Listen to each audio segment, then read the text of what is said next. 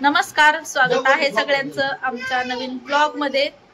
तर काल परवापासून 2-3 दिवसापासून तुम्ही सर्वजण व्हिडिओ बघतच आहात। ऑपरेशन बद्दल मी टाकते व्हिडिओ। रोज माझ्या भावाचं ऑपरेशन आहे। तर काही लोकांना आणखी समजलंच नाही की नेमका त्याला आजार काय आहे। तर AVN नावाचा आजार आहे, जो की पायाचे खुबे असतात। तर ते दोन्ही पण खुब्याचे जे बॉल असतात ते खराब झालेले, त्यामुळे ते दोन्ही पण बॉल बदलायचे। म्हणून त्याला एवढा जास्त खर्च लागायलाय, 5-6 लाख रुपये खर्च लागायलाय। आणि म्हणून 3-4 दिवसापासून मी रेग्युलरली व्हिडिओ टाकतेय की त्याची तब्येत बरी नाहीये। तो पुण्याला वगैरे गेला होता, पसारा त्याचा ठेवायला वगैरे व्यवस्थित ठेवला आणि तो परत आलेला आहे आता। तर आज तो इकडे बीडला आलेला आहे, माझ्याकडेच आहे सध्या। तर चला मी आता तुम्हाला त्याच्या फॅमिलीला पण भेटवते आणि त्याची तब्येत कशी आहे, त्याला अजून किती त्रास व्हायला पायाला वगैरे, ते पण मी सगळ्यांना दाखवते। पूर्ण व्हिडिओ नक्की बघा। तर त्याला भेटवते मी बघा।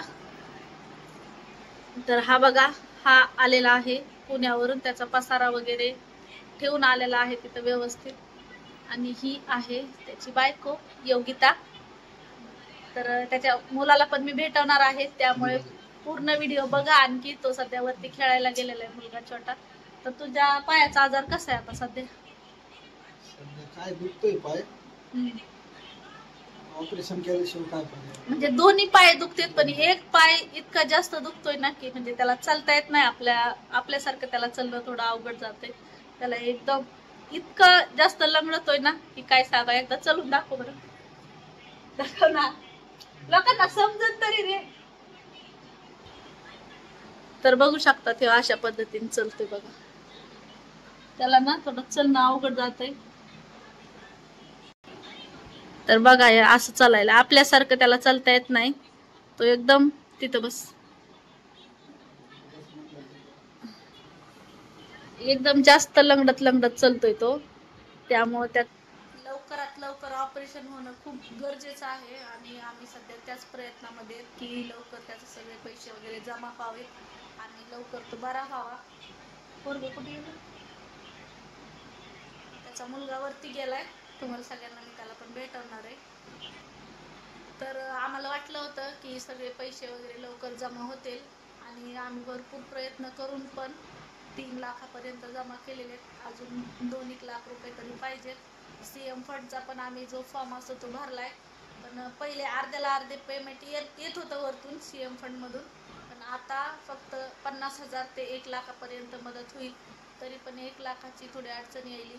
त्यामुळे सर्वांनी पाहिला असेल व्हिडिओ की मी टाकलं होतं की त्याला हेल्पची गरज आहे, स्कॅनर वगैरे पण टाकलं होतं। जर कोणी पाहिलं नसेल तर इंस्टावरती स्कॅनर टाकलेले, ते पण नक्की बघा आणि होईल तेवढी मदत तुम्ही करू शकता। तर फायनली आता मी त्याच्या मुलाला भेटवते। हे बघा, इकडे बघा, अरे अरे अरे, इकडे हाय कर सगळ्यांना, हाय कर, हाय हाय। कसे सर्वजण? हे माझे पप्पा आहेत। कुठे आहे पप्पा तुझे? कुठे आहे तुझी मम्मी? बघा ती गोड आहे, इकडे इकडे इकडे इकडे ना। तर हा आहे त्याचा मुलगा आणि ही आहे त्याची फॅमिली, जी की सर्वांना भेटवणार होते त्याच्या फॅमिलीला।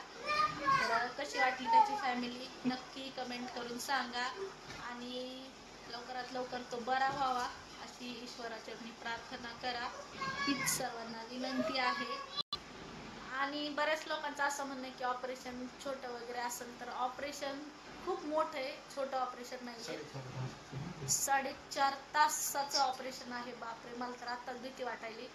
आणि 70 टाक्याच्या पुढं पण टाके पडू शकते, एवढं मोठं ऑपरेशन आहे। मला तर ते ऐकूनच टेन्शन आलंय, तर त्याला पण भीती वाटायली एवढ्या मोठ्या ऑपरेशनची।